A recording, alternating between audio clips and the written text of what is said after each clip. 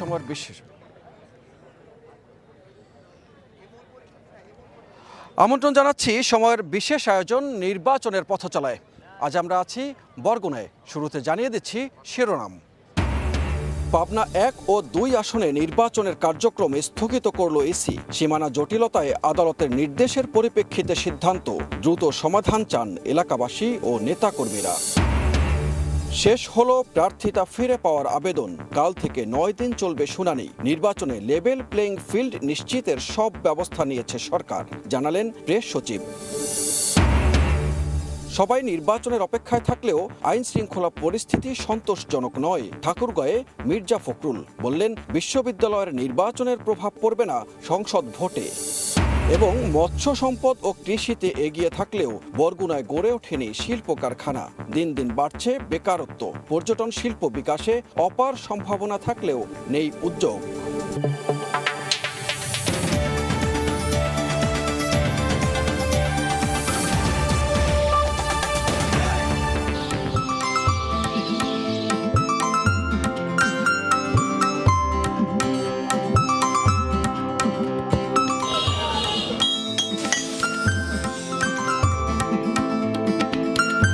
সৈকত ও সৌন্দর্যের জেলা বরগুনায় আজ আমরা নির্বাচনের পথচলা নিয়ে হাজির হয়েছি সেই বরগুনা জেলার সার্কিট হাউস মাঠ প্রাঙ্গণে। এই জেলার যেমন বঞ্চনার গল্প আছে, তেমনি আছে সম্ভাবনার অপার দুয়ার। সেই সম্ভাবনা এবং বঞ্চনার গল্প আমরা যেমন বলবো, তেমনি আসন্ন নির্বাচন আছে, সেই নির্বাচনের ভাবনা নিয়েও আমরা কথা বলবো এই জনপদের মানুষের সঙ্গে।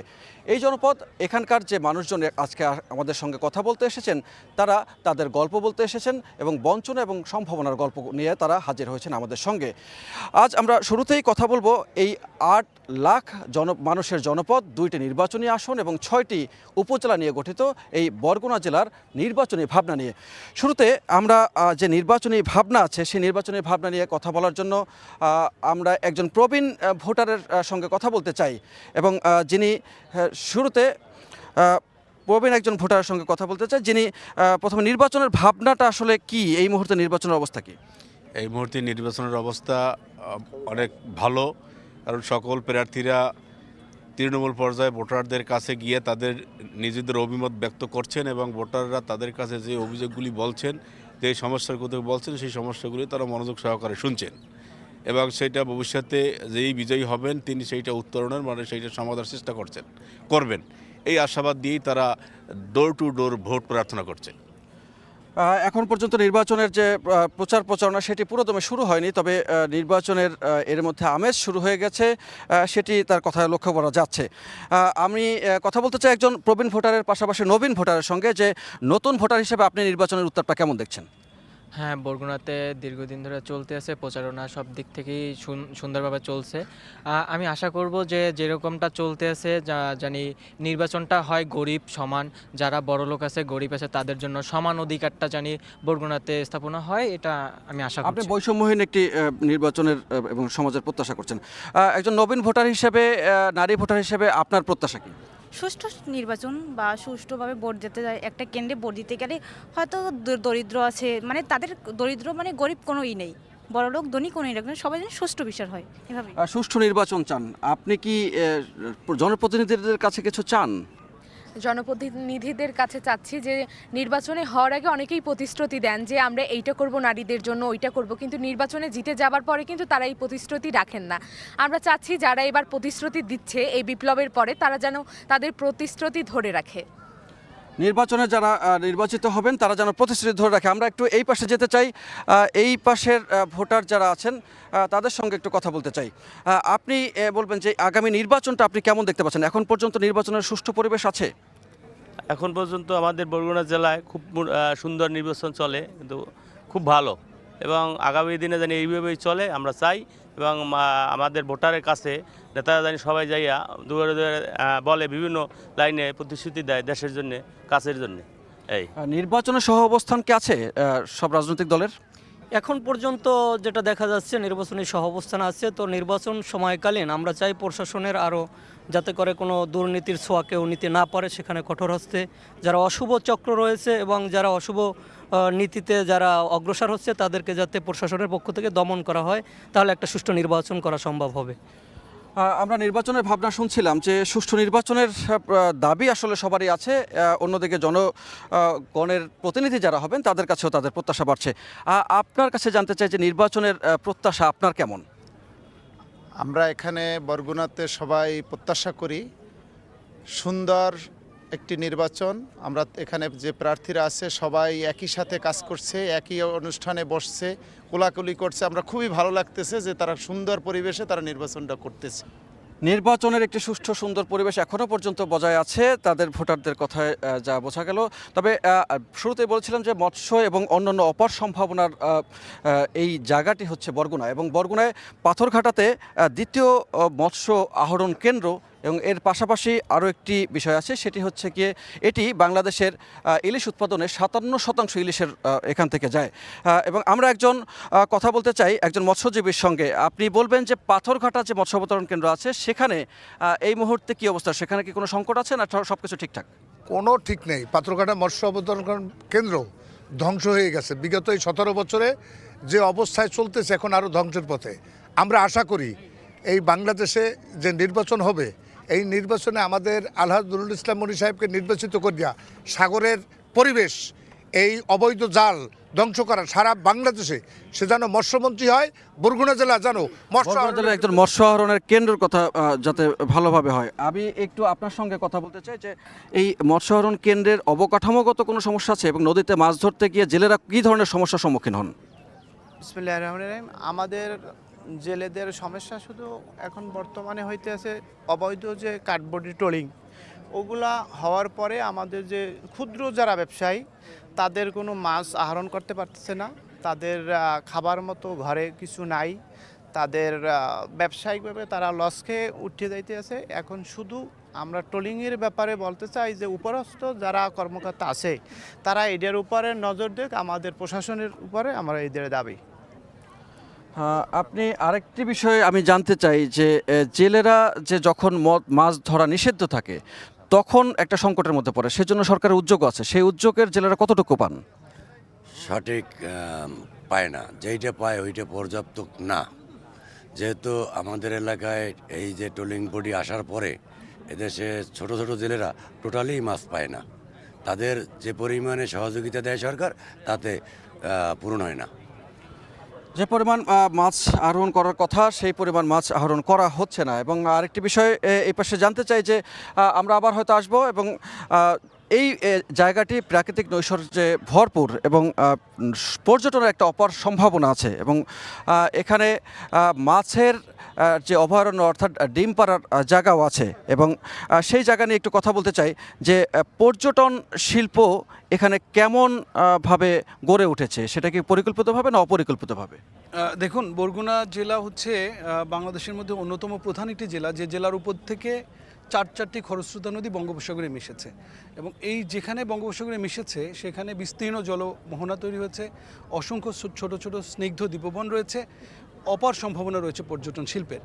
কিন্তু আমরা সরকার আসে সরকার যায়, কিন্তু আসলে আমাদের যে উন্নয়ন বঞ্চনা থেকেই যায়, নিভৃত এই কান্না বরগুনাবাসীর এটি কেউ দেখার নেই। তো আমরা আশা করি যে অপার সম্ভাবনা এই পর্যটন শিল্পকে যদি আমরা সঠিক পরিকল্পনা করে কাজে লাগাতে পারি তাহলে বরগুনার অর্থনীতি যেমন গতিশীল হবে তেমন এখানে মানুষের কর্মসংস্থান হবে। দেখুন, উন্নয়ন বঞ্চনার বিষয়ে আমরা যদি বলতে চাই নির্বাচনকে ঘিরেই, আমরা বিশ্বাস করি যে সুষ্ঠু একটি নির্বাচনের মধ্য দিয়ে একটি সরকার আসলে তারা বরগুনার এই উন্নয়ন বঞ্চনা ঘোচানোর জন্য সচেষ্ট থাকবেন। এরপরে আমি আবার হয়তো আসবো, আপনি একটু বলবেন যে পর্যটন শিল্পের বাইরে এখানে যে সমুদ্র সৈকত আছে, 2টি উপজেলা আছে সমুদ্র সৈকতের তীরে, সেখানে শুভ সন্ধ্যা নামে একটি সমুদ্র সৈকতও আছে, সেই সৈকতটি কি পর্যটন কেন্দ্র হিসেবে গড়ে উঠেছে? ধন্যবাদ। যে বরগুনার যে সৈকত সৌন্দর্যের যে শুভ সন্ধ্যা যেটি রয়েছে সেটি একদিকে এখানে নয়নরম্য দৃশ্য, সেখানে আপনার সানসেট দেখা যায়, এবং সেখানে বনের যে পাকপাখালি গাছের অভয়ারণ্য, সেই জায়গাটাকে সৃষ্টির পরে এটি কিন্তু ধ্বংস হয়ে যাচ্ছে। এই ধ্বংস থেকে কিন্তু সরকারের এখন পর্যন্ত আমরা ন্যূনতম কোনো উদ্যোগ দেখতে পাচ্ছি না যে এই বনাঞ্চলটাকে এবং এই সমুদ্র সৈকতটাকে ধরে রাখার। এই অপর সম্ভাবনাময় জায়গাটি যদি এখানকে সৌন্দর্য সরকার যদি এখানে কাজ করত, সরকার যদি এগিয়ে আসতো এবং যদি অন্য কোনো বেসরকারি পর্যটন ক্ষেত্রে এগিয়ে আসতো, এখানে বিপুল পরিমাণে রাজস্ব আয় হতো। এইটি একটি চমৎকার একটি নয়ন দৃশ্য। আপনি দেখবেন এটির পশ্চিম দিকে আছে সুন্দরবন এবং তিন দিকে তিনটি নদী, বলেশ্বর, পায়রা এবং বিষখালী।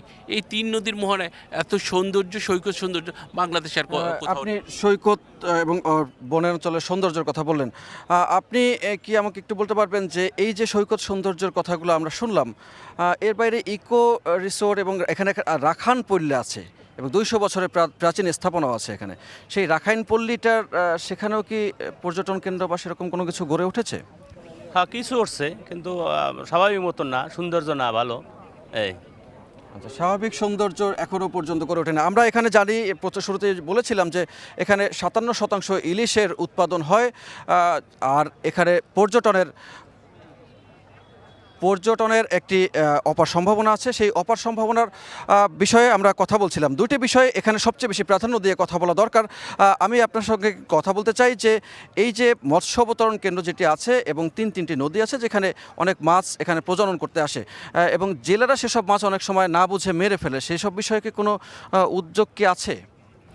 আমাদের এইখানে আমাদের যারা জেলে আছেন ওনাদের সচেতনের একটা অভাব আছে। আমরা চাই ভবিষ্যতে আমাদের যে গভর্নমেন্ট আসবেন ওনারা যেন আমাদের যারা জেলে তাদের সচেতন করেন, যাতে তারা যখন মানে নিষেধাজ্ঞা থাকবে তখন তারা মৎস্য অবতরণ না করেন।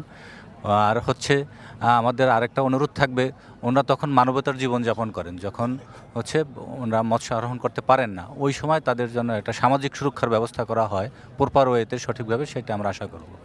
আমরা পাথরঘাটা নিয়ে আরও কথা বলতে চাই। আমরা একজন তরুণের সঙ্গে কথা বলতে চাই, তিনি আছেন আমাদের দ্বিতীয় সারিতে। আপনি বলবেন যে আপনি তো বিভিন্ন জায়গায় নিশ্চয়ই গিয়েছেন বা পড়ালেখা করেছেন, তো সেখানে যে জেলেরা আছে তাদেরকে কি সচেতন করা দরকার এই মাছ নিয়ে এবং মাছের উৎপাদন নিয়ে? আসলে আমাদের দক্ষিণ অঞ্চলের সর্বদক্ষিণের জেলা বরগুনা, এখানে অধিকাংশ মানুষের পূর্বের পেশা ছিল জেলে। তাদের পর্যাপ্ত প্রশিক্ষণ এবং সরকারি সুযোগ সুবিধার অভাবে অনেকে জেলে পেশা থেকে সরে যাচ্ছে এবং দিনমজুরের কাজ করছে। তার জন্য সামনে যারাই সরকার আসুক তাদের উচিত জেলেদের আধুনিক প্রশিক্ষণ এবং মাছ ধরার যে জালের যে সরবরাহটা ওইটা সহজলভ্য করা এবং তাদের যে অবসর যে সময়টা থাকে যখন অবরোধটা থাকে তখন যেন তাদের পর্যাপ্ত একটা রেশনের ব্যবস্থা করা হয়, যাতে তারা পরবর্তীতে জীবনের ঝুঁকি নিয়ে অবরোধ ভঙ্গ করে নদীপথে মাছ আহরণ না করে। ধন্যবাদ আপনাকে। এই বরগুনা জেলায় আছে 50,000-এর মতো মৎস্যজীবী এবং যারা নিবন্ধন আছে যাদের 47,000-এর মতো মৎস্যজীবীর। আমরা এখন কথা বলবো আমাদের এখানে আমার সহকর্মী সাইফুল মিরাজের সঙ্গে। সাইফুল মিরাজ তিনি আসলে এই অঞ্চলের যে প্রতিবেদনগুলো আপনি তো তৈরি করেন, তো এখানে সবচেয়ে বড় সম্ভাবনার জায়গা কি, সংকটের জায়গা কি, সেসব বিষয় নিয়ে আপনার সঙ্গে কথা বলতে চাই। আচ্ছা, একটা প্রবাদ আছে এরকম যে 7 সমুদ্র 13 নদী পাড়ি দিয়ে সেই সৈকতই পড়ে রইলাম। তো বরগুনা হচ্ছে উপকূলীয় জায়গা, এখানের এই জায়গাটি আসলে তারা সেই সৈকতের মতোই পড়ে রয়েছে। এখানে বড় বড় মেগা প্রকল্প বাস্তবায়নের জন্য প্রকল্প হাতে নেওয়া হয়েছিল। আমি যদি একেবারে সুনির্দিষ্টভাবে বলি, 2012 সালে তৎকালীন শিল্পীমন্ত্রী দিলীপ বড়ুয়া কিন্তু এখানে জাহাজ ভাঙা শিল্প নির্মাণের জন্য ভিত্তিপ্রস্তর স্থাপন করেছিলেন, কিন্তু সেই প্রকল্পটি কিন্তু আলোর মুখ দেখেনি। বরগুনার তালতলিতে 2018 সালে তৎকালীন প্রধানমন্ত্রী জাহাজ ভাঙা শিল্প এবং জাহাজ নির্মাণ শিল্প নির্মাণের উদ্যোগ ঘোষণা করেছিলেন, কিন্তু সেটি কিন্তু আলোর মুখ দেখেনি। এই যে পায়রা বন্দর, পায়রা নদীকে নদীর নামের সঙ্গে মিল রেখে পায়রা বন্দরকে নামকরণ করা হয়েছে এবং বলা হয়েছিল যে পায়রা বন্দর পায়রা নদীতে হবে, কিন্তু সেটা আসলে পটুয়াখালীতে হয়েছে। আমাদের এখানে মেডিকেল কলেজ নেই, আমাদের এখানে একটি সেনানিবাস হওয়ার কথা ছিল, সেটি হয়নি। আর পর্যটন শিল্প তো সেটা অঙ্কুরই বিনষ্ট হওয়ার মতো অবস্থা। তো সব মিলে এখানে প্রাকৃতিক দুর্যোগের হানা দেয় প্রতি বছরই, সেই দুর্যোগ উপকূলীয় জায়গা হিসেবে সেই দুর্যোগগুলো মোকাবেলা করার জন্য কি উদ্যোগ আছে এখানে? আচ্ছা, যে জলবায়ু পরিবর্তনের প্রভাবে এখন কিন্তু প্রতি বছরই কোনো না কোনো প্রাকৃতিক দুর্যোগ এখানে হানা দেয় এবং বরগুনার 4টি নদী প্রবাহিত হয়েছে এবং সমুদ্র তীরবর্তী, তাই দুর্যোগের প্রকোপটাও এখানে সব থেকে বেশি থাকে, তীব্রতাটা এখানে বেশি হয় যে কোনো ঘূর্ণিঝড়ের। তো সেই ক্ষেত্রে আমাদের এখানে যে 805 কিলোমিটার বেড়িবাঁধ রয়েছে, কিন্তু এই বেড়িবাঁধ কিন্তু এখন পর্যন্ত টেকসই বেড়িবাঁধে রূপান্তরিত করা সম্ভব হয়নি। এখনও কিন্তু আমাদের নদী ভাঙন প্রবণ এলাকা, কিন্তু নদী ভাঙন রোধে কোনো আমাদের প্রকল্প নেই। শুধুমাত্র করা হয় কি, যেখানে ভাঙন দেখা দেয় সেখানে জিও ব্যাগ ফেলে এই ভাঙনটিকে সাময়িকভাবে রোধ করার জন্য চেষ্টা চালানো হয়, রিং বেড়িবাঁধ নির্মাণ করা করা হয়। কিন্তু ধন্যবাদ মিরাজ, আপনার সঙ্গে হয়তো আবার কথা বলবো, তবে আপনি একটি প্রতিবেদন তৈরি করেছেন এই পুরো বিষয় নিয়ে, আমরা সেই প্রতিবেদনটি দেখে আসতে চাই।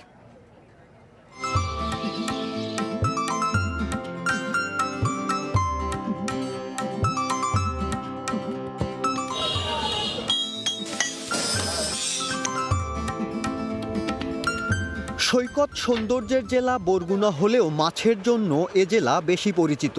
সমুদ্র তীরবর্তী ও নদ নদী বেষ্টিত জেলার পাথরঘাটায় অবস্থিত দেশের দ্বিতীয় বৃহত্তম সামুদ্রিক মাছ অবতরণ কেন্দ্র। প্রতিদিন এই অবতরণ কেন্দ্রে কয়েক কোটি টাকার মাছ বিক্রি হয়, যা সরবরাহ করা হয় দেশের বিভিন্ন স্থানে। প্রতি বছর এই অবতরণ কেন্দ্র থেকে কোটি কোটি টাকা রাজস্ব আয় করে সরকার। তারপরও সুদীর্ঘ বছরেও মৎস্যভিত্তিক কোনো অর্থনৈতিক অঞ্চল গড়ে ওঠেনি এখানে। তাই ভাগ্যেরও পরিবর্তন হয়নি জেলেদের। মৎস্য খাতে যে রেমিটেন্স সরকার পাত্রঘাটা মৎস্য অবতরণ কেন্দ্র থেকে নেছে তার 100 ভাগের আগে উন্নয়নও করে নাই। যেভাবে চাউল দেয়, এই চালে এরা পেট বাঁচে না। চাউল বৃদ্ধিকরণ অথবা চালের সাথে প্রতি মাসে প্রতিবারের টাকা জেলে পরিবারকে একটা স্বাস্থ্যসেবার কার্ড, শিক্ষা খাতে একটা কার্ড, এই ব্যবস্থা সরকারের উন্নয়ন করা উচিত। বিমান অথবা হেলিকপ্টার, অত্যাধুনিক ভেসেল আধুনিকায়ন করা, নৌ পুলিশকে ভালো তাদেরকে এই ভেসেল দেওয়া, অবৈধ জাল বন্ধ করিয়া এই খাতে করিয়া এবং শ্রমিককে এই সুবিধাগুলো দিলে মৎস্য খাত উন্নত হবে। আয়ের চিন্তা করে কিন্তু ব্যয়ের কোনো চিন্তা এখানে হয় না। বিএফডিসি যারা থাকেন, যারা এখানে যারা দায়িত্বে থাকেন, তারা আসলে তাদের অবহেলার জন্যই আসলে এই মৎস্য সম্পদটা ঠিকমতো কাজে লাগানো যাচ্ছে না। মৎস্যভিত্তিক অঞ্চল এটা আসলে তো করা দরকার, সেভাবে তো করা হচ্ছে না। শুধু মৎস্য সম্পদ নয়, কৃষিতেও এগিয়ে 8.5 লাখ ভোটারের এ জেলা। ধানসহ অন্যান্য ফসল উৎপাদনের পাশাপাশি দক্ষিণাঞ্চলে আলু উৎপাদনে তৃতীয় বরগুনা জেলা। কিন্তু পরিকল্পনার অভাব ও সীমাবদ্ধতার কারণে কৃষকেরা। জেলায় রয়েছে পর্যটন শিল্প বিকাশের অপার সম্ভাবনাও, কিন্তু আশ্বাসের ফুলঝুরিতে এখন এ শিল্প অঙ্কুরেই বিনষ্ট হওয়ার উপক্রম। অন্যদিকে জেলায় নেই কোনো শিল্প কলকারখানা, নেই কোনো উদ্যোগও। ফলে দিন দিন বাড়ছে বেকারত্ব সমস্যা, ঘটছে না ব্যবসা বাণিজ্যের প্রসারও। রাখি করার পরে প্রায় 50 মণ আলু নষ্ট হয়ে গেছে এবং দামও পাইনি, দাম উঠবে বলছে, আসলে আলুর দাম ওঠে না। বিভিন্ন পদের ফসল আছে আমাকে, কিন্তু আমাকে কোলেস্টার নাই বিদে আমাকে কম দামে বিক্রি করে হইতে হয়। পাথরঘাটা যদি একটা কোলেস্টার থাকতো তাহলে আমার মনে হয় যে আলুর উদ্যোগটা আরও বেশি মানুষ দিত, কারণ যদি একটু কিছু লাভবান হইলেও। অপার সম্ভাবনা রয়েছে, ব্যবসা বাণিজ্যের সম্ভাবনা রয়েছে, এখানে মিল কারখানা গড়ার সম্ভাবনা রয়েছে, এখানে কৃষিভিত্তিক মিল কারখানা হতে পারে, মৎস্যভিত্তিক ব্যবসা বাণিজ্য হতে পারে, কিন্তু সেটি আমরা কখনো লক্ষ্য করিনি। কাঙ্ক্ষিত বরাদ্দটা আমরা কমে গিয়েছে, যার কারণে মনে হচ্ছে যে আমরা আরও পিছিয়ে পড়েছি। বরগুনায় যদি একটা ইউনিভার্সিটি হতো, বরগুনায় যদি একটা মেডিকেল কলেজ হতো, তাহলে কিন্তু এই শুধু বরগুনা না, আশেপাশের পিরোজপুরের, বরগুনার, এই পটুয়াখালীরও একটা বড় পার্ট, যেটা পটুয়াখালী থেকে বরগুনার কাছে, এই মানুষগুলো কিন্তু এখানে সেবা নিতে পারতেন। এটাকে সিঙ্গাপুরের থেকে অনেক বড় কিছু তৈরি করা সম্ভব যদি ওয়েল প্ল্যান্ড এবং সেটাকে এক্সিকিউট করা যায়। বাস্তবিক অর্থে আমরা এই পর্যটন সম্ভাবনা বিকাশের জন্য বা গোটা দেশবাসীর সামনে তুলে ধরার জন্য, পৃথিবীর সামনে তুলে ধরার জন্য যে পদক্ষেপ আজ পর্যন্ত কোনো পলিটিক্যাল গভর্নমেন্ট বরগুনার জন্য কিন্তু নেয়নি। প্রাকৃতিক সৌন্দর্যমণ্ডিত জেলা, যে জেলা গোটা দেশবাসীর সামনে তুলে ধরলে এটা হতে পারে বাংলাদেশের অন্যতম সেরা পর্যটন জেলা। অনুন্নত যোগাযোগ ব্যবস্থা ও স্বাস্থ্যসেবা পেতেও ভোগান্তির শেষ নেই স্থানীয় বাসিন্দাদের।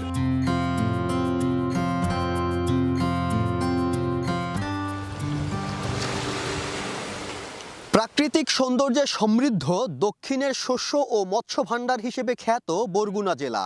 উন্নয়ন বৈষম্যের শিকার এ জেলার ভাগ্য উন্নয়নে আসন্ন সংসদ নির্বাচনে বিজয়ী প্রার্থীরা আন্তরিক হবেন, এমনটাই প্রত্যাশা স্থানীয় বাসিন্দাদের। সাইফুল মিরাজ, সময় সংবাদ, বরগুনা। সাইফুল মিরাজের প্রতিবেদনটি দেখলাম এবং সেই প্রতিবেদনে এই বরগুনার বঞ্চনার সম্ভাবনা এবং নির্বাচনের গল্প উঠে এসেছে। আমরা আবার নির্বাচনের ভাবনা নিয়ে একটু কথা বলতে চাই। নির্বাচনের এই মুহূর্তে পরিবেশ কেমন এবং রাজনৈতিক সহাবস্থান আছে কিনা, আইন শৃঙ্খলা পরিস্থিতি বা কেমন? ধন্যবাদ সময় টিভিকে। আর প্রথমে আসলে একটু সুযোগ দেন, কারণ আজকে যে নির্বাচনে একটা হাওয়া বইছে, এজন্য যারা এই 17 বছর ফেসিবাদী সরকারকে বিদায়ের জন্য জীবন দিয়েছে এবং এখনও পঙ্গু অবস্থায় রয়েছে, তাদেরকে আমরা বরগুনাবাসীর পক্ষ থেকে স্মরণ করছি। পাশাপাশি যারা আজকের অনেক বাধা বিপত্তি পারিয়ে অনেকে নির্বাচন চায়নি এসে, সেইটা উপেক্ষা করে যে সরকার এবং নির্বাচন কমিশন যে নির্বাচনের আয়োজন করছে, তাদেরকে বরগুনাবাসীর পক্ষ থেকে ধন্যবাদ জানাই। আপনি যে কথা বলছিলেন, আসলে সুন্দর একটা চমৎকার আজকের সহ অবস্থানে আমাদের এখানে 3জন প্রার্থী কাজ করছে। 3জন প্রার্থীর কাছে বরগুনা মানুষের অনেক প্রত্যাশা রয়েছে। বরগুনা যেমন সমস্যা রয়েছে তেমন সম্ভাবনা রয়েছে। বরগুনা যদি আমি সমস্যার কথা বলি, আপনার মাদক সমস্যা রয়েছে, আপনার চিকিৎসা সমস্যা রয়েছে, যোগাযোগের সমস্যা রয়েছে, শিক্ষার সমস্যা রয়েছে, নানাবিধ সমস্যা রয়েছে। পাশাপাশি আপনি যদি সম্ভাবনার কথা বলেন, সম্ভাবনা রয়েছে আমাদের এই কৃষিপ্রধান দেশ, আমাদের এই এলাকা, বিশেষ করে ধান এবং মৎস্য, এইটার ডেভেলপ করার জন্য কাজ করতে হবে। পাশাপাশি আমরা এই অঞ্চলের মানুষ প্রত্যাশা করে আগামীতে এই একটা সুষ্ঠু নির্বাচনের মধ্যে যে প্রার্থী ধরেন ধর্মীয় মূল্যবোধ, পাশাপাশি ধরেন সামাজিক কর্মকাণ্ড, বিশেষ করে আমাদের যে কৃষ্টি কালচার, ধরেন পয়লা বৈশাখ হয়, এদেশের মানুষ পছন্দ করে। পয়লা বৈশাখকে কারা সাপোর্ট করে? এদেশের ধরেন আমরা শহীদ মিনারে ফুল দিতে যাই, ফুল দিতে কারা এটাকে সাপোর্ট করে? এই জাতীয় প্রেক্ষাপটে বরগুনার মানুষ ভোট দিতে চায় এবং আমরা আশাবাদী বরগুনার মানুষ এমন একজন প্রার্থীকে নির্বাচিত করবে যে প্রার্থী সংসদে গিয়ে কথা বলতে পারবে। আমাদের এখানে দেখা যাচ্ছে, ধরেন আমরা চাই না যে ধর্মীয় সংসদে গিয়ে আপনার যে প্রত্যাশা, সেই প্রত্যাশা পূরণ করতে পারবে। আমরা আরেকজনের সঙ্গে কথা বলতে চাই, যে তিনি বলছিলেন যে অনেকগুলো কথা বললেন, সংসদে গিয়ে কথা বলার লোক খুঁজছেন আপনারা, নির্বাচনের পরিবেশটা কেমন সেটি একটু বলবেন। হ্যাঁ, আপনাকে ধন্যবাদ। আমাদের বরগুনার নির্বাচনী পরিবেশ অত্যন্ত সুন্দর। সহাবস্থান রয়েছে, এখানে 3জন প্রার্থী রয়েছে, এবং তারা অত্যন্ত ভালো প্রার্থী হিসেবেই সবাই গ্রহণ করেছেন। তো এর মধ্যে আমরা বরগুনাবাসী এমন একজন প্রার্থীকে বেছে নিতে চাচ্ছি যিনি আমাদের বরগুনার উন্নয়নে কাজ করবেন। এবং আমাদের এখানে বরগুনার অনেক সমস্যা রয়েছেন, আমার পাশের বক্তা বলেছেন অনেক সমস্যা রয়েছেন, সেই সমস্যাগুলি আমরা চাই তিনি সমাধান করবেন এবং আমরা বিশ্বাস করি তার সেই যোগ্যতা রয়েছেন এবং সেই যোগ্য প্রার্থীকেই ভোট দিয়ে বরগুনার মানুষ নির্বাচিত করবেন এবং আমরা তাকে আমাদের সংসদে গুরুত্বপূর্ণ আমাদের বরগুনার ব্যাপারে কথা বলার জন্য তিনি গুরুত্বপূর্ণ ভূমিকা রাখবেন। বেশ চমৎকার কথা আজকে উঠে এসেছে এবং আমি আমার ডান পাশে কয়েকজন তরুণ ভোটার, নারী ভোটারও আছেন, তাদের সঙ্গে একটু কথা বলতে চাই। আপনি বলবেন যে এই নির্বাচনের এই মুহূর্তে যে পরিবেশ নিয়ে কথা হচ্ছে, সেই পরিবেশটা নিয়ে আপনি সন্তুষ্ট কিনা একজন নতুন প্রার্থীর কাছে? কি প্রত্যাশাই বা করেন? আপাতত আমাদের মাঝে যে পরিস্থিতিতে আমরা দেখছি, এটা মোটামুটি পর্যায়ে ঠিক আছে এবং আমার মনে হয় না যে এর থেকে খারাপ হওয়া উচিত। প্রত্যাশা কি আপনার একজন তরুণ হিসেবে? আমার প্রত্যাশা এই যে আমাদের বরগুনা শহরের জন্য, এই প্রত্যন্ত অঞ্চলের জন্য এখানে যে আসবে সে কাজ করবে। ধন্যবাদ। সবার ভিন্ন ভিন্ন বেশ চমৎকার প্রত্যাশাও আছে এবং আমি এই পাশে আবার যেতে চাই। এই পাশে গিয়ে জানতে চাই যে ধর্মীয় মূল্যবোধের কথা উঠে এসেছে, আছে রাজনৈতিক সহাবস্থানের কথা। ধর্মীয় মূল্যবোধের কথা যখন বলা হচ্ছে, সামাজিক মূল্যবোধ এবং নির্বাচনের পরিবেশ সব কিছু মিলিয়ে আপনার এখন কেমন বরগুনা চান? আলহামদুলিল্লাহ, আমরা আসলে দীর্ঘ 16-17টি বছর বা বরগুনার জনগণ সুষ্ঠুভাবে ভোট দিতে পারেনি। তো সেক্ষেত্রে আমরা সুষ্ঠু ভোট আশা করি, কিন্তু আসলে এই সুষ্ঠু ভোটের ক্ষেত্রে কিছু কিছু কথা, এটা প্রার্থী বা রাজনৈতিক ব্যক্তিদের কথা, যেটা সন্ত্রাসী স্টাইলে, যে নির্বাচনী এজেন্ট দিতে দেওয়া হবে না এবং এজেন্ট খুঁজে পাওয়া যাবে না, এই কথাগুলো আমাদেরকে ভাবাইয়ে তোলে। এই বিষয়টা আমরা আসলে সন্দিহান যে, এবং হলো যে ভোট দিলে কি হবে, যেটা হলো যে ক্ষমতায় যাবে অমুক দল, কিন্তু এটার সম্ভাবনা নির্বাচনের আগে তো বলা যায় না। যে নির্বাচনের আগে আসলে বলা যায় না। এই প্রাকৃতিক সৌন্দর্যে ভরপুর এই জেলাটি আসলে প্রাকৃতিক দুর্যোগেরও ঘনঘটা ঘটে, বন্যা এবং লবণাক্ততার পরিমাণ দিন দিন বাড়ছে। আমরা একটু এই পাশে কথা বলতে চাই যে লবণাক্ততার পরিমাণ দিন দিন বাড়ছে, অন্যদিকে বন্যা প্রাকৃতিক দুর্যোগেও বিপর্যস্ত হয় বরগুনা। সেটি উত্তরণে কোনো জনপ্রতিনিধি কাজ করেছেন? আসলে দেখেন, ধন্যবাদ আপনাকে। বরগুনা জেলায় দীর্ঘদিন যেই সরকার ছিল, যেই সরকারই আসছে, আসলে বরগুনা জেলা লবণাক্ত না, শুধু নদী ভাঙন থেকে বরগুনা জেলায় যতগুলো প্রকল্প নিয়েছে, একটা কাজও সঠিকভাবে শুধু প্রকল্পর নামে শুধু প্রকল্প নাম আসছে, সেটা করে আসছে, এরপর হয়তো বেল উঠে খাইছে না কি করছে, আসলে এই ধরনের কোনো প্রকল্প কোনোটাই বাস্তবায়ন দেখি না। আপনি লুটপাটের অভিযোগ করছেন, ঠিক একই লুটপাটের অভিযোগ তিনি করলেন এবং এখানে বিপর্যস্ত বরগুনা বারবারই তাদের উঠে দাঁড়াতে হয় এই প্রাকৃতিক দুর্যোগের এখান থেকে। সেখান থেকে কি করা উচিত আপনার কি মনে হচ্ছে? সেখানে যে নদী ব্যবস্থা যেটা আছে প্রাকৃতিক যেটা, এবং এই গবেষক যারা আছেন, একটা ভালো একজন প্রতিনিধি আল্লাহওয়ালা যদি আসেন তাহলে আমরা আশাবাদী ইনশাআল্লাহ। আপনার পছন্দ মতো একজন প্রতিনিধির কাছে প্রত্যাশা রাখতে চান যারা এই বিপর্যয় নিয়ে কাজ করতে চান। আমরা একটু কথা বলতে চাই, এই পাশে এক তরুণ এক ভাই আছেন, যে আপনাদের এইখানে কি ধরনের সংকট আছে এবং বরগুনার জন্য যেটি আসলে বেশ বিপর্যয়ের মুখে পড়তে পারে? আমার কাছে আসলে ওইভাবে যে সংকট বলবো তার থেকে আমার কাছে বেটার মনে হয় কি যে আমাদের বরগুনা তো আসলে উপকূলীয় অঞ্চল, তাই হয়তো নদীর পাশে বেড়ে ওঠার কারণে আমরা একটু বেশি আসলে আবেগপ্রবণ বা সংবেদনশীল। আমার কাছে এবারে নির্বাচন নিয়ে যে কনসার্নটা সবসময় মনে হয় সেটা হচ্ছে আসলে ভোট তো জনগণের প্রতি জনপ্রতিনিধিদের একটা কমিটমেন্ট, এবং সেই অনুযায়ী জনগণের নিজেদের থেকে হচ্ছে একটা জনপ্রতিনিধি বেছে নেওয়া। কিন্তু এবারে যেটা হচ্ছে বাংলাদেশে আমার কাছে প্রথমবারের মতো মনে হচ্ছে যে নির্বাচনটা একটা রিলিজিয়াস রিচুয়ালের মতো মনে হচ্ছে। তা আমার কাছে মনে হয় যে আমাদের যে প্রান্তিক যে সকল মানুষ আছে তাদের কাছে আসলে নির্বাচনটায় জনপ্রতিনিধিদের যে সকল স্পেসিফিক কমিটমেন্ট থাকবে তাদের পয়েন্ট অফ ভিউ থেকে বরগুনা তারা যেরকমভাবে দেখে, বা 5 বছর 10 বছর পরের বরগুনাকে তারা যেভাবে দেখে ঠিক সেমভাবে রিপ্রেজেন্ট জনগণের মাঝখানে করুক, তারা সেখান থেকে একজনকে আমরা বেছে নিব। কিন্তু আমার একটাই অনুরোধ, যারা এই বরগুনা এক আসনে নির্বাচন করবেন, জনপ্রতিনিধি হওয়ার দৌড়ে আছেন, আপনারা দয়া করে ধর্মের চাদরে এই নির্বাচনটাকে প্লিজ ঢাকবেন না। আপনাদের স্পেসিফিক কমিটমেন্টগুলো আপনারা জনগণের কাছে তুলে ধরুন। আপনারা যার কমিটমেন্ট ভালো লাগবে আমরা তাকেই নির্বাচিত করব। কিন্তু অর্থাৎ আপনি বলতে চাচ্ছেন যে নির্বাচনে ইশতেহারের স্বচ্ছতা, নির্বাচনের ইশতেহারে যদি স্বচ্ছতা থাকে তাহলেই হয়তো এই নির্বাচনটি একটি অবাধ সুষ্ঠু নির্বাচনে পরিণত হতে পারে এবং তাদের প্রতিশ্রুতি। আমরা এখন কথা বলতে চাই একজন মানুষের সঙ্গে যিনি এই নির্বাচনের যে শুধু নয় এবং অনেক বিষয়গুলো নিয়ে কাজ করছেন। আপনি এক সংবাদকর্মীও বটে একজন, যে এই অঞ্চলের কাজ করতে গিয়ে আপনি লোনাজনের গল্প নামে একটি কন্টেন্ট ক্রিয়েশনও করেন এবং সাগরের মৎস্যজীবীদের নিয়ে।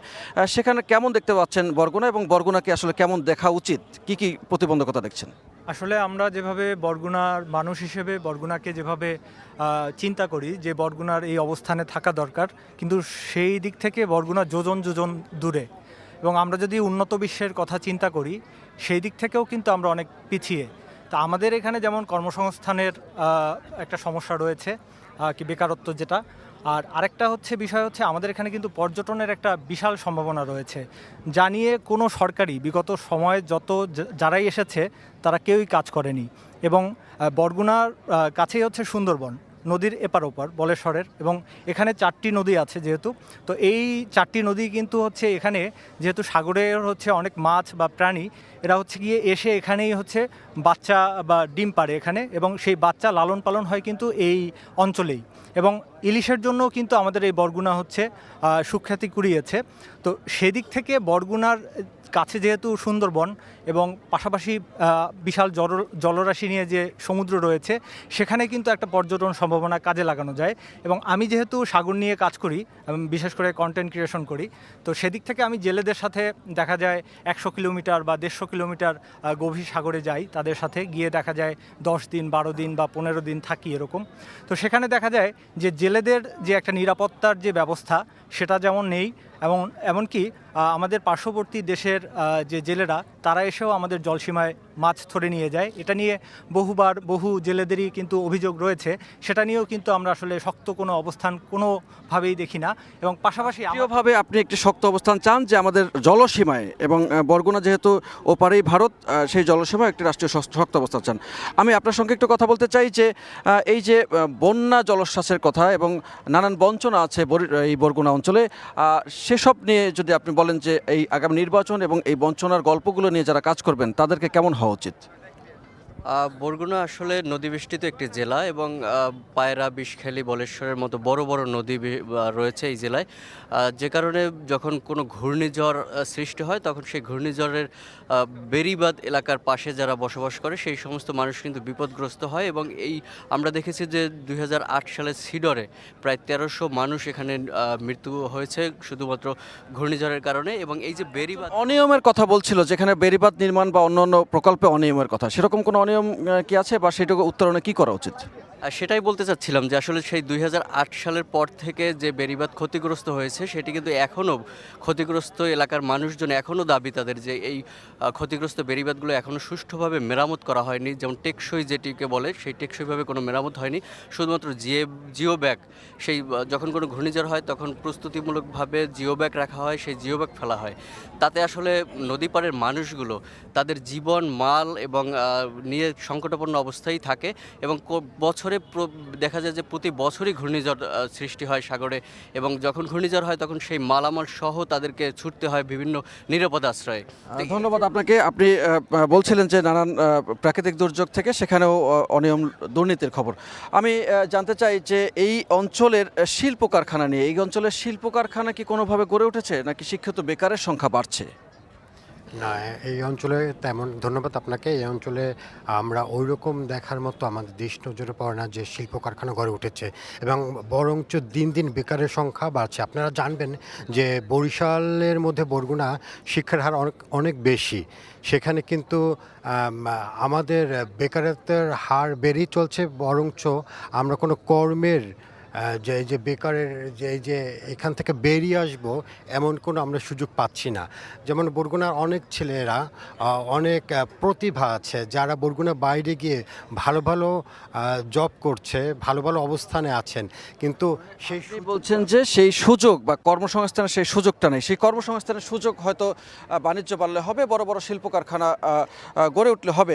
আমরা একটু জানতে চাই যে বড় বড় শিল্প কারখানা কি এখানে গড়ে উঠেছে? এরকম কোনো শিল্প কারখানা মৎস্যজীবী ছাড়া জাহাজ ভাঙা শিল্প নির্মাণ হওয়ার কথা ছিল, সেরকম কোনো কিছু হয়েছে? না, আসলে এরকম কোনো কিছুই নাই।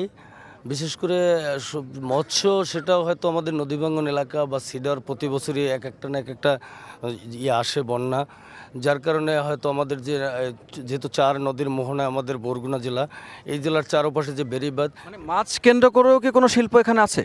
মাছ কেন্দ্র করে ছোট বড় ধরনের কোনো নামি দামি আসলে এরকম কোনো নাই। শুধু না থাকার কারণই একটা, যে আমাদের যে বেড়িবাঁধগুলো, এই বেড়িবাঁধগুলো প্রতি বছরই ভাঙন ধরে।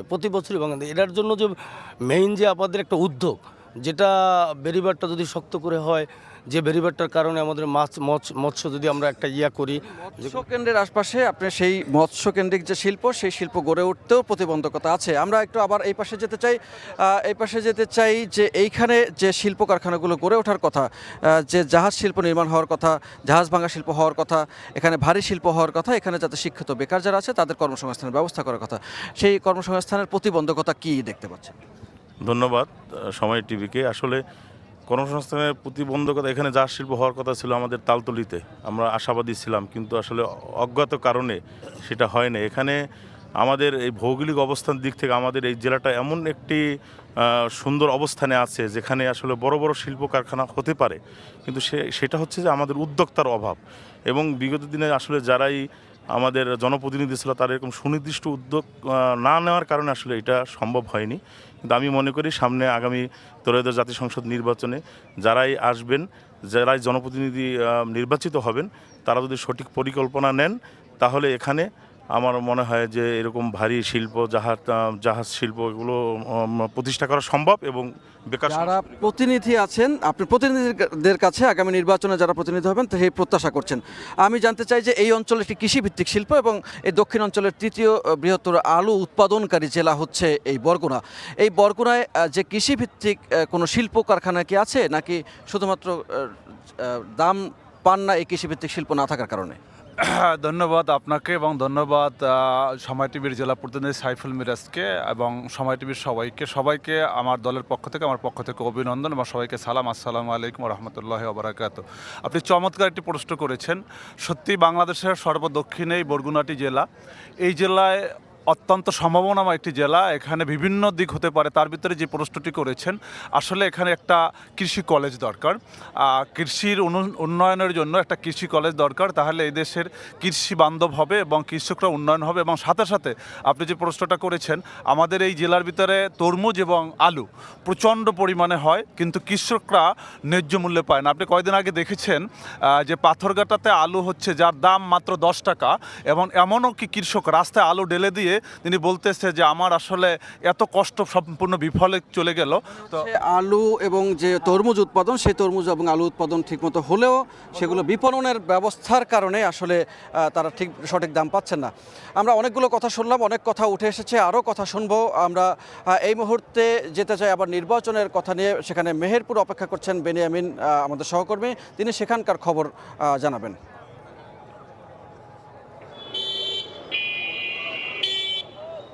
বিভিন্ন যে সকল আড্ডা রয়েছে, বিভিন্ন আড্ডা এবং বিভিন্ন গ্রামের মাচা কিংবা হাটে ঘাটে এবং চায়ের দোকানে কিন্তু এখন সবচেয়ে বেশি যে আলোচনা তুঙ্গে রয়েছে সেটা হচ্ছে ত্রয়োদশ জাতীয় সংসদ নির্বাচন।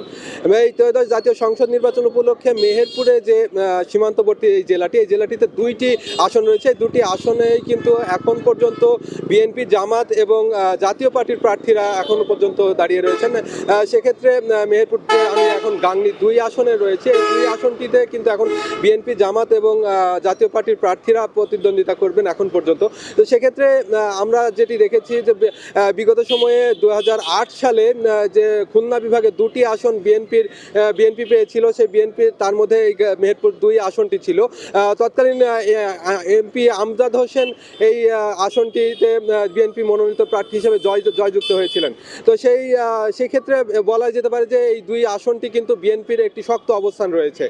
কিন্তু আমজাদ হোসেনকে ধানের শীষ প্রতীক দেওয়ার পরে কিন্তু বিএনপির একটি পক্ষ টানা ধারাবাহিকভাবে কিছু কর্মসূচিও আমরা পালন করতে দেখেছি, যেখানে তাদের দাবি ছিল যে হচ্ছে মনোনয়ন বাতিলের দাবি। তো সেক্ষেত্রে বিএনপির যে দ্বিধা বিভক্তি সেটি কিন্তু দৃশ্যমান হয়েছে। তো এই সুযোগটিকে কিন্তু জামাত ইসলাম কাজে লাগাতে যাচ্ছে এবং জামাত ইসলামের পক্ষ থেকে কিন্তু বিভিন্ন ধরনের প্রচারণা এবং ভোটারদের কাছে যে বিভিন্ন ধরনের তারা কিন্তু চেষ্টা করছে যে যেন দ্রুত তারা যেন ভোটারদের আকর্ষণ নিতে পারে। সেই ক্ষেত্রে কিন্তু জামাত ইসলাম কিন্তু এগিয়ে আছে এবং জাতীয় পার্টিও কিন্তু একটি অবস্থানে রয়েছে। তো সেক্ষেত্রে মেহেরপুরের যে নারী ভোটাররা কিন্তু এই 2 আসনে বেশি, সেই ক্ষেত্রে নারী ভোটাররাও কিন্তু এখানে একটি প্রভাব বিস্তার করবে বলে মনে করছে। এই ছিল মেহেরপুরের 2 আসনের ভোটের সমীকরণের সর্বশেষ খবর।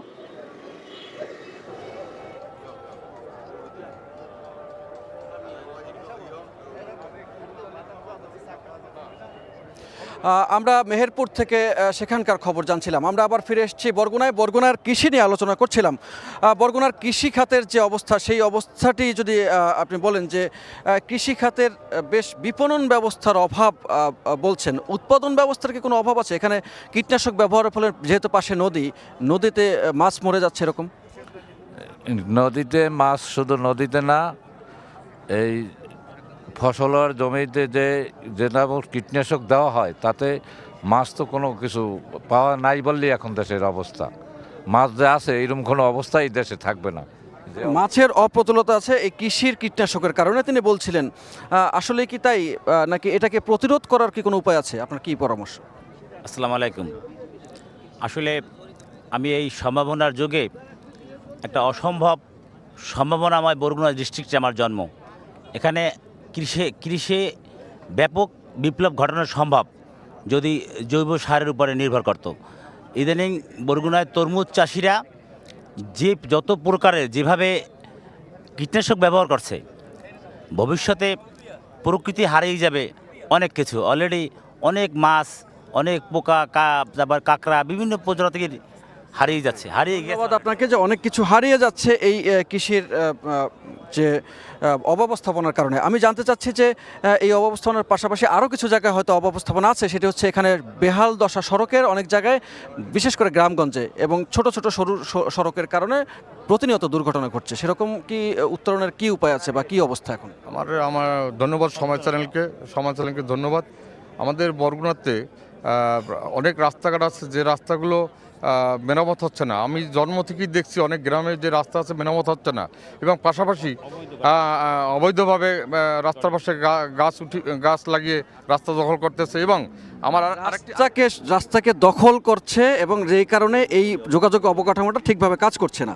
এটাই নিশ্চয়ই আপনি বলতে চাইছেন যে আমাদের বরগুনাতে আমি ছোটবেলা থেকে যে নদীতে আমরা সাঁতার কেটেছি সেই নদীগুলো আস্তে আস্তে ছোট হয়ে যাচ্ছে, ড্রেজিং এর অভাবে সেটা হচ্ছে না। আমি চাই যে সম্ভাব্য যে আল্লাহ যে আমাদের যাকে আমি আরেকজনের কাছে যাব, সেটা হচ্ছে এই যে ড্রেজিং এর কথা তিনি বলছেন এবং এই অব্যবস্থাপনার কথা বলছে সড়কের, এরকম পরিস্থিতি থেকে উত্তরণের উপায় কি এবং গ্রামগঞ্জে কি অবস্থা? না, ব্যাপার হচ্ছে যে আমরা যেহেতু সামনে একটি নির্বাচন আসছে, এই নির্বাচনের মাধ্যমে নির্বাচনে বেশ কিছু দল থেকে প্রার্থী আসছে। আমরা বরগুনার মানুষ জনগণ আমরা প্রার্থী বাছাই আমরা চিন্তা ভাবনা করছি। আমাদের প্রত্যাশা যিনি নির্বাচিত হবেন তিনি আমাদের বরগুনা থেকে বরিশালের এই রাস্তাটি 4 লেন করে দিবেন, এবং কৃষির উন্নয়নের ক্ষেত্রে তিনি যে অব্যবস্থাপনা আছে সেটা সে পূরণ করবেন। পাশাপাশি আমাদের স্বাস্থ্য খাতটা খুবই আমাদের বরগুনায় নাজুক, সে কারণে আমাদের একটি স্বাস্থ্যসেবার উন্নয়নের জন্য একটি মেডিকেল কলেজ দরকার বরগুনায়, সে কাজটিও তারা করবেন বলে আমাদের প্রত্যাশাদের কাছে আপনাদের প্রত্যাশা এটি। আমি এখন যেতে চাই পাশে স্বাস্থ্য খাত নিয়ে। তিনি বললেন স্বাস্থ্যের ব্যবস্থা কেমন, সেই স্বাস্থ্য খাত নিয়ে একটু কথা বলতে চাই যে স্বাস্থ্য খাতের পরিস্থিতি কেমন এই বরগুনার জেলায়। বিসমিল্লাহির রহমানির রহিম। ধন্যবাদ সময় টিভিকে যে বরগুনা সদর এই জেলার মানুষের কষ্টের কথা, সম্ভাবনার কথা টিভির মাধ্যমে আমরা সারা দেখলে মানুষকে বলতে পারি। বরগুনার স্বাস্থ্যসেবা অত্যন্ত করুণ। শুধু বরগুনার স্বাস্থ্যসেবা না, স্বাস্থ্যসেবা, শিক্ষাসেবা সব কিছুই মানুষের ইচ্ছের বাইরে চলে গেছে। এখানে 250 বেডের একটা হাসপাতাল করা হয়েছে, সেই বেডের ঠিকমতো সেই 250 বেডে নাই একটা আইসিইউ, নাই ডাক্তার, নাই নার্স, প্রচণ্ড অব্যবস্থাপনা। এর ভিতরে ডেঙ্গু হয়েছিল, সেই ডেঙ্গুতে প্রচণ্ড সমস্যা হয়ে গেছিলো। আমরা বাধ্য হয়েছি এই ডেঙ্গু হাসপাতাল থেকে ময়লা পরিষ্কার করেছি আমরা এসা, আমাদের নেতারা আমরা এসা ময়লা। হাসপাতালের যে অব্যবস্থাপনা সেটির কথা বলছেন আপনি, চিকিৎসা সেবা নিয়ে কাজ করছেন দীর্ঘদিন। হাসপাতালের যে অব্যবস্থাপনার কথা তিনি বলছেন সেটি সংকট উত্তরণে আসলে কি করা যেতে পারে? ধন্যবাদ। আসলে স্বাস্থ্য খাত নিয়ে মানুষের অল্প বিস্তর দুঃখ কষ্ট সব দিকে আছে, কিন্তু এখানে আমি বলবো এটা কথা, আমি শুধুমাত্র চিকিৎসক না, এই এলাকার একজন বাসিন্দা। তো দুই ক্ষেত্রে বলবো আমি আসলে সত্যি ক্ষেত্রেই এই অঞ্চলের স্বাস্থ্য ব্যবস্থা পিছিয়ে আছে। যদি আমি তুলনামূলকভাবে অন্য জেলা বাংলাদেশের যদি উত্তর অঞ্চল বা বলি তার থেকেও পিছিয়ে আছে, এবং এখানে আসলে উপজেলা স্বাস্থ্য কমপ্লেক্স থেকে সাধারণত এই রোগী রেফার হয় না জেলা হাসপাতালে, কারণ ফ্যাসিলিটি নাই, এবং জেলা হাসপাতাল হিসেবে আসলে ওভাবে এস্টাবলিশ হয়নি ব্যাড লাকিলি। এবং যে কোনো কারণেই হোক এখানে একটি মেডিকেল কলেজ খুবই প্রয়োজন, এবং এটা আমি মনে করি যে এটা হচ্ছে নাম্বার 1 ডিমান্ড হওয়া উচিত আজকের এই মিটিংয়ে। অর্থাৎ আপনি বলছেন যে জনস্বাস্থ্যে যে অপ্রতুল অবস্থা, সেই অপ্রতুল অবস্থা থেকে উত্তরণ ঘটাতে হবে, এবং এই অপ্রতুল অবস্থা থেকে উত্তরণ ঘটানোর জন্য কি কি পদক্ষেপ আপনি সরকারের পক্ষ থেকে দেখেছেন? সাইফুল মিরাজ, আপনি দীর্ঘদিন থেকে এখানে কাজ করছেন। অ্যাকচুয়ালি বরগুনায় আসলে কোনো বরাদ্দ বা কোনো প্রকল্পই আপনি আসেনি। এখানে স্থানীয় মানুষদের আন্দোলন করতে হয়েছে, সংগ্রাম করতে হয়েছে, তার মাধ্যমে এখন পর্যন্ত যতটুকু উন্নয়ন হয়েছে তা বাস্তবায়ন হয়েছে। কোনো প্রকল্পই কিন্তু সুনির্দিষ্টভাবে বা ন্যায্য হিসেবে কিন্তু এই এলাকার মানুষ পায়নি। এখানে কিন্তু দীর্ঘদিন ধরে বিভিন্ন প্রকল্পের জন্য আন্দোলন সংগ্রাম করতে হয়েছে। এই বরগুনা 250 শয্যা বিশিষ্ট হসপিটাল, এখানে চিকিৎসক নেই। আপনি জানেন যে কিছুদিন আগে কিন্তু বরগুনায় ডেঙ্গু মহামারী আকার ধারণ করেছিল, সে তখন মাত্র 7 জন চিকিৎসক ছিল, পরবর্তীতে 10 জন চিকিৎসককে পদায়ন করা হয়েছিল, কিন্তু ডেঙ্গু চলে গেছে, সেই সব চিকিৎসকরা চলে গেছেন। সেবা নিয়ে তিনি যেটা বললেন আপনিও সেরকম কথাই বলছেন। বরগুনা শহর একটি খুবই সুসজ্জিত সাজানো শহর। আমি দেখেছি যে ময়লা এই মিষ্টিপট্টি একদিকে, তারপরে পানের দোকানদারগুলো তারা একদিকে, এরকম আর আমি কোথাও কোনো শহরে গিয়ে দেখিনি। এরকম একটা সুসজ্জিত শহরকে আরও বেশি প্রাণবন্ত করতে কি কি লাগবে? আসলে এখানে হচ্ছে যে মানুষের যে জিনিসটা সবথেকে প্রয়োজন, আমাদের এখানে বিনোদনের কেন্দ্রের খুব অভাব। আমাদের এখানে দূর দূরান্তের যদি গেস্টরা আসেন তাদের থাকতে দেওয়ার জায়গার খুব অভাব। এখানে পর্যটন শিল্পটাকে যদি সমৃদ্ধ করা যায় তাহলে এই শহরের আর কিছুর প্রয়োজন হয় না, কারণ এই শিল্পটাই কিন্তু একটি জনপদকে এগিয়ে নিয়ে যেতে পারে। আমরা যদি অন্যান্য দেশ দেখি, শ্রীলঙ্কা, মালদ্বীপ, এই দেশগুলো কিন্তু পর্যটন শিল্প দিয়েই এগিয়ে গেছে। আর আমাদের ওই পর্যটন শিল্পটাকে যদি সমৃদ্ধ করা যায়, এখানে কি নেই? সমুদ্র সৈকত বলেন, স্নিগ্ধ দ্বীপবন বলেন, শত বছরের পুরনো ইতিহাস স্থাপনা ঐতিহ্য বলেন, আদিবাসী রাখাইন সম্প্রদায় আছে, সবই আছে এখানে, শুধুমাত্র পরিকল্পনার অভাব। হচ্ছে একটি বাজার দেখেছে যেটা সুন্দর পরিকল্পনার একটি উদাহরণ, শৃঙ্খলার উদাহরণ, এবং সেই উদাহরণটি সেভাবে করে ছিল না। আমরা একটু জানতে চাই যে এই যে পর্যটনের কথা বলা হলো, শিক্ষার কথা বলা হলো, চিকিৎসার কথা বলা হলো, এর বাইরে এই বরগুনাকে আরও সুন্দর করতে কী ধরনের উদ্যোগ নেওয়া উচিত জনপ্রতিনিধিদের? যেগুলো বলছে তার বাইরে যদি বলি, সেটা হচ্ছে বরগুনা জেলা একটি নদী বিস্তীর্ণ এলাকা। সেক্ষেত্রে আপনি যদি দেখেন আমাদের প্রত্যেকটা উপজেলা থেকে বিচ্ছিন্ন এক একটা নদীর মাধ্যমে, যেমন বরগুনা থেকে আমতলী নদী, বরগুনা থেকে তালতলী একটা নদী, বরগুনা থেকে বেতাগী নদী, বরগুনা থেকে বামনা নদী, পাথরঘাটা নদী, অর্থাৎ নদী বেষ্টিত এলাকা। সেই ক্ষেত্রে আমি মনে করি ভাঙনকুল, এটা ভাঙনের জন্য যে একটা উদ্যোগ দরকার, এমন একজন প্রার্থী থাকবে যেই প্রার্থী ইতিমধ্যেই বাংলাদেশের যে নদী ভাঙন রোধ করার জন্য আপনি প্রকল্প চাচ্ছি, সেইটা আমাদের যে প্রার্থী থাকবে, যারা নির্বাচিত হবে এবং যাদেরকে মানুষ নির্বাচিত করবে, ওই সমস্ত ব্যক্তিদের কি করবে যারা বিগত দিনে বাংলাদেশে অবদান রেখেছে, যাদেরকে মানুষ চেনে। ধন্যবাদ আপনাকে। হ্যাঁ, যাদের যোগ্যতা রয়েছে তারা যেন যোগ্য প্রার্থী, যোগ্য জনপ্রতিনিধি চান। আমরা এই পাশে একটু কথা বলতে চাই যে যোগ্য প্রার্থী হিসেবে তিনি চাইছেন যে এখানে যোগ্য প্রার্থীর যোগ্য লোক নির্বাচন করবেন আপনারা, সেক্ষেত্রে প্রতিবন্ধকতা কোথায়? যে যোগ্য প্রার্থী নির্বাচনের কোনো ভোটারদের প্রতিবন্ধকতা আছে? দেখুন, সৎ শিক্ষিত ব্যক্তিকে আমরা নির্বাচিত করতে চাই, কিন্তু এখানে আমাদের প্রতিবন্ধকতা হলো আমরা অনেকেই বুঝি না যে কোন ব্যক্তিকে নির্বাচিত করলে আমাদের এই জনপদের মানুষের ভাগ্যের চাবিকাঠি উন্নত হবে। কিন্তু সেই ভোটারদেরকে বুঝতে হবে যে সৎ শিক্ষিত এবং যে জনপদের কাজ করবে এরকম মানুষকে যেন আমরা নির্বাচিত করতে পারি, এটা ভোটারদেরকে বুঝতে হবে। ধন্যবাদ। আইন শৃঙ্খলা পরিস্থিতি কেমন দেখতে পাচ্ছেন এই মুহূর্তে? আইন শৃঙ্খলা পরিস্থিতি নিয়ে একটু কথা বলতে চাই। এই পাশে তিনি অনেকক্ষণ ধরে আমার সঙ্গে কথা বলার চেষ্টা করছিলেন। আইন শৃঙ্খলা পরিস্থিতি কেমন দেখতে পাচ্ছেন বরগুনায়? আলহামদুলিল্লাহ, আইন শৃঙ্খলা যে পরিস্থিতি বর্তমানে যে রয়েছে, তবে বিচার প্রক্রিয়ার যে মন্থর গতি এবং রাষ্ট্রের অবস্থা সব কিছু মিলে জাতির যে আশা আকাঙ্ক্ষা, যে প্রত্যাশা, ওইটি আসলে যথাযথভাবে পূরণ হচ্ছে না এবং দুর্নীতি এখন পর্যন্ত পরিপূর্ণভাবে বন্ধ হয়েছে বলে আমরা দৃশ্যমান দেখতে পাচ্ছি না। এবং স্বজনপ্রীতি দুর্নীতির বিষয়টি বললেন এবং আইন শৃঙ্খলা পরিস্থিতি নিয়ে আপনি সন্তুষ্ট নয়, যার ফলে আমরা এই পাশে আরও দু একজনের সাথে কথা বলতে চাই। একজন নারীর সঙ্গে কথা বলতে চাই। নারীর নিরাপত্তা কেমন দেখতে পাচ্ছেন এই বরগুনা শহরে, এবং মাদকের কি কোনো অবস্থা কি আছে যে তরুণরা মাদকে আসক্ত হয়ে যাচ্ছে? মাদকের পরিমাণ একটু বেশি আছে, এছাড়া নারীদের নিরাপত্তার কিছু অভাব আছে। নারীদের নিরাপত্তার ব্যবস্থা করা উচিত এবং নারীদের সচেতনতার জন্য এবং নারীরা যাতে একটু স্বাধীন মতো এবং স্বাচ্ছন্দ্যভাবে চলাফেরা করতে পারে সেজন্য কিছু কর্মসূচি করা প্রয়োজন। আর মাদকের কথা বলতে হলে মাদক আছে, মাদকের জন্য কঠোর আইন প্রণয়ন করতে হবে, প্রতিনিয়ত আইন প্রণয়ন করতে হবে। ছোট্ট একটু কথা বলতে চাই আজকের দিনে যে এই মুহূর্তে যে তরুণদেরকে খেলাধুলার ক্ষেত্রে কি টেনে নেওয়া যায় কিনা, যে এই সমস্ত প্রতিবন্ধকতা যদি দূর করতে হয়? জি অবশ্যই, এটা আমাদের আসলে যারা জনপ্রতিনিধি আসবে সামনে তাদেরকে আসলে এটার উদ্যোগ নিতে হবে, কারণ আমরা অনেক পিছিয়ে। আপনি শুরুতে এটা বলেছিলেন যে এটা দ্বীপ অঞ্চল, তো দ্বীপ অঞ্চল অনুযায়ী আমাদের যতটুকু উন্নয়ন হওয়ার কথা বিগত 17 বছর তেমন একটা উন্নত হয়নি এই বরগুনা। এই বরগুনা চাইলে অনেকে সমাজকে সুশৃঙ্খল রাখতে কি খেলাধুলার সেটার খুবই প্রয়োজন। খেলাধুলার দিকে একটা আলাদা যে প্রার্থী আসবে সামনে তার আলাদা একটা বিশেষ নজর দিতে হবে আমাদের এই তরুণ সমাজের খেলাধুলার প্রতি, মানে আমরা অনেকটা পিছিয়ে। ধন্যবাদ আপনাকে। আজকে সময় স্বল্পতার জন্য হয়তো সবার সঙ্গে কথা বলতে পারিনি, তবে চেষ্টা করেছি যতটুকু তুলে আনা যায় এবং যত সমস্যা সংকট সম্ভাবনার গল্প বলা যায়। আমরা আগামীকালকেও থাকবো এই নির্বাচনের পথচলা নিয়ে, আগামীকালকে থাকবো বরিশাল জেলার উজিরপুরে। সে পর্যন্ত ভালো থাকুন, সুস্থ থাকুন, সঙ্গে থাকুন সময়ের।